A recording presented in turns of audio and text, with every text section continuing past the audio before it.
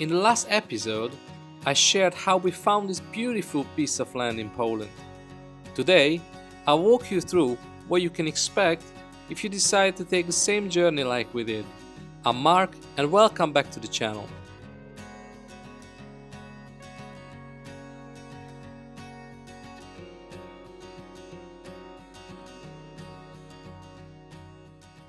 When it comes to buying a land and getting a building permit to build a house on it, it only really takes two things. The first one is patience, and you need a lot of it. When you deal with all the official paperwork, it's just crazy how much patience you need, because probably things not gonna go in your way. The second one is time, and I mean it. You need plenty of time to sort all these things. For example, just to give some insights, for us to get the land was 1 year, quite a long time to secure a land, and that's without actually building. Sorry, I forget something. You need money, because you need money for everything. Without money, no way.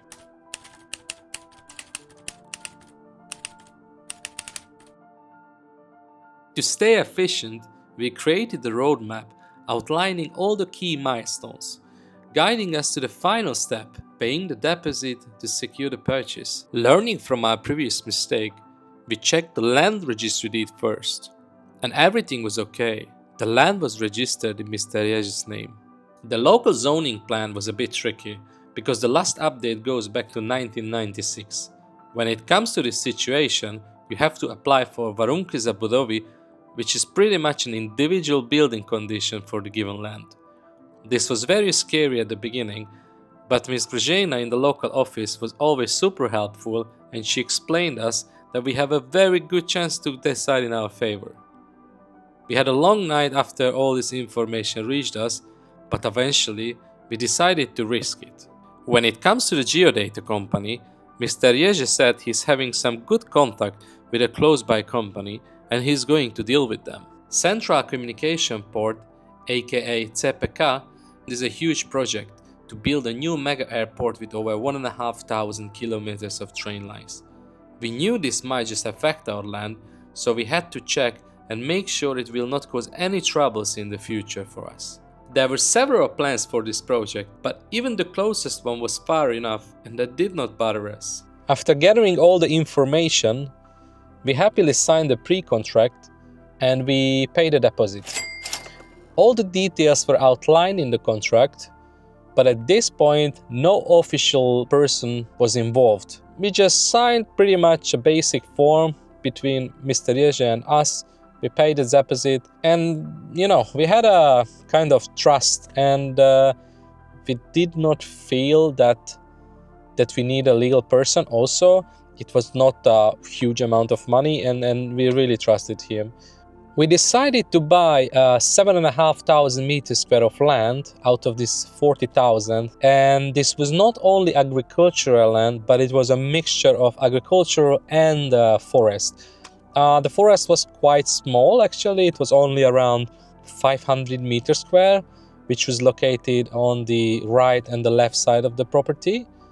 And in the middle, we had around 7,000 agricultural land, which is actually, it doesn't sound a lot, but when you stand on the beginning of the field and you're overviewing it and you need to walk from one corner to the other, it's actually a lot.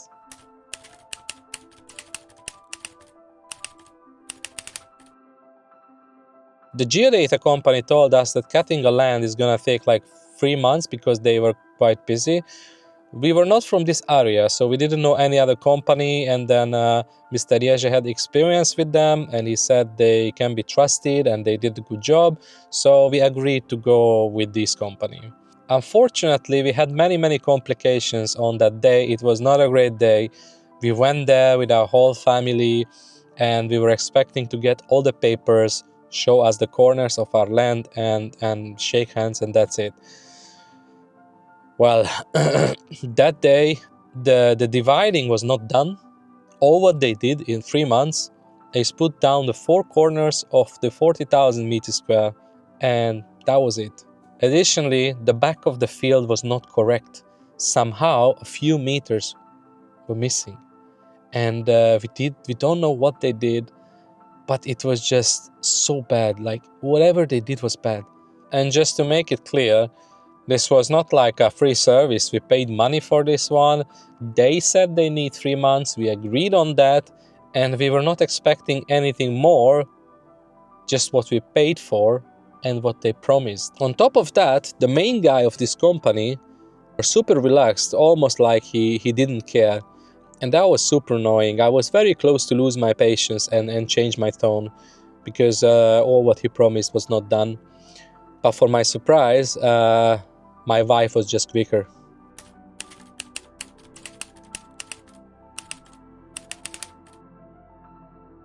Once the field was divided, we signed the notarial deed.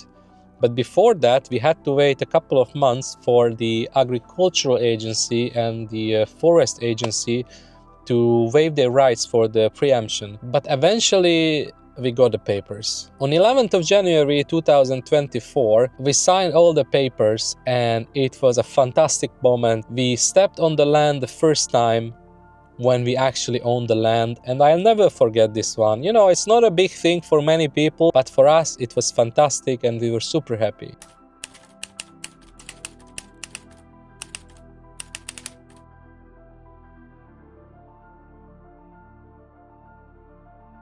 Before we started building anything, there were a few requirements we needed to fulfill. One of them was electricity. We submitted all the paperwork, but we didn't expect it to take almost 2 years to get the electricity connected. At least that's what they told us at the office. Let's just stop here for a moment.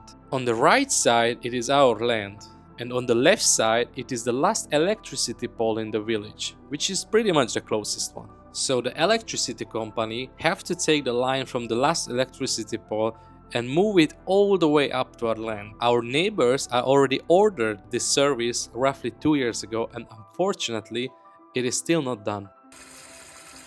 Yeah, you guessed it right. The other crucial element was water.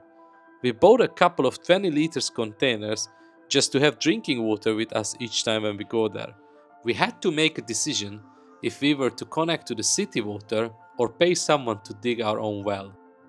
After we checked all the prices and options, the decision was very easy. My daughter will present you the decision. I guess well it is. At this stage, the only step left was to apply for the Warunki za budowy. This was probably the most nerve-wracking time because we were not sure if the office gonna approve or deny a request. Additionally, when you're applying for this, you need to add parameters to your application form. It was also challenging because we changed our mind every second day and it was really hard to settle.